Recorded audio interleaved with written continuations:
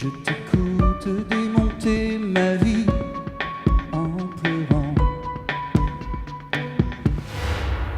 Et nous sommes au salon du 180 après le concert de Stéphane Mondino. Hommage à Balavoine. Alors ce projet, il est né comment, Stéphane ? Je suis fan de Balavoine depuis que je suis tout petit. Vraiment, c'est le chanteur qui m'a donné envie de faire ce métier. Humainement, musicalement, enfin j'aime tout. Chez lui, j'aime tout. Je faisais des concerts dans ma chambre, ado. Et c'est une idée que tu as depuis longtemps. Et puis un jour, tu te dis, je le fais. Et depuis le début de l'année, on a, avec Romain entre autres, monté ce spectacle. Voilà. On a une formule comme ça tous les deux. On a une formule, on est plus nombreux. Donc Romain, guitariste. Romain, guitariste. Romain. Et qui joue également avec toi sur tes projets perso. Ouais, c'est ce qui est d'ailleurs très humainement, puis sur l'énergie, sur le feeling, vachement bien parce que sur le projet perso, c'est évidemment une autre énergie, une autre musique et le fait de travailler ensemble sur ces deux projets, ça nous permet scéniquement d'avoir j'imagine une complicité. Des répertoires différents, donc d'amener aussi les compos dans Balavoine et inversement.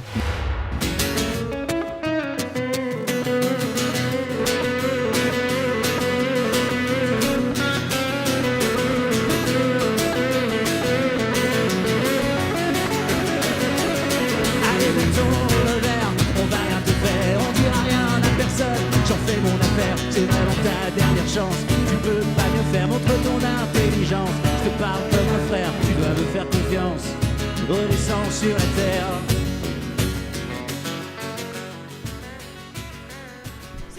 Et donc, parallèlement à ce spectacle autour de Daniel Balavoine, il y a un projet d'album en cours. Ouais, même quasiment terminé, qui sera prêt pour le début de l'année 2017, sur un nouveau label, un nouvel album, donc Les Rêves de Babylone, voilà son titre, où Romain joue aussi sur le disque, qui, voilà ce que je disais par rapport à la scène, ça se confirme aussi en studio.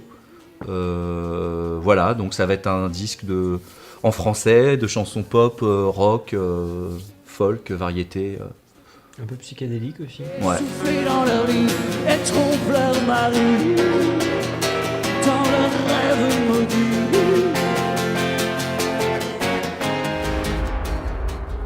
Et ce titre, Les Rêves de Babylone. Donc... Les Rêves de Babylone.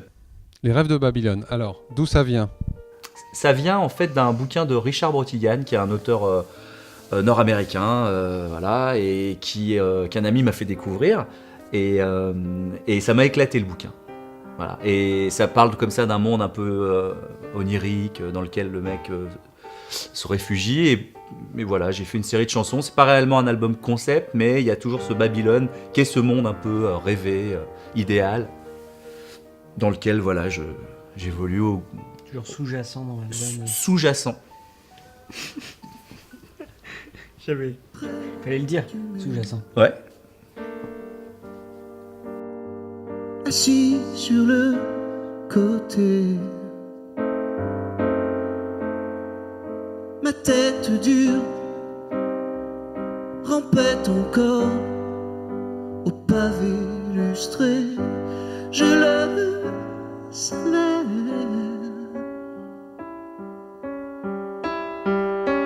J'arriverai.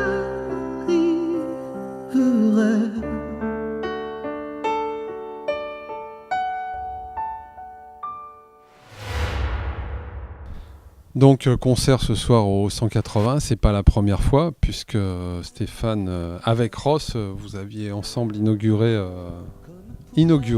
le premier concert du 180. C'était avec vous et vous revenez donc après 10 mois d'exploitation de la salle. Alors comment vous trouvez, ça a changé quel regard vous avez maintenant sur ce lieu ? Moi, c'est un lieu avec lequel j'ai un rapport un peu particulier parce que j'ai commencé la guitare pas très loin d'ici, dans un endroit qui s'appelle Montauton, dans lequel je faisais des stages quand j'étais encore jeune adolescent. Et donc c'est très amusant de revenir à la gare de Marmande, et non pas pour apprendre la guitare, mais pour la jouer. Et on a joué avec avec Stéo notamment. Et c'est une belle expérience en tout cas. Et la salle est vraiment belle, on est super bien accueillis. C'est très chouette. C'est très chouette.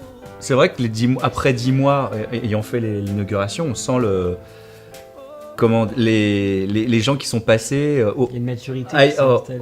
Outre le fait qu'il y ait des tableaux avec les affiches, on sent que ça a vécu, que voilà quoi, ce qu'on appelle le mot revient souvent, l'énergie est là quoi.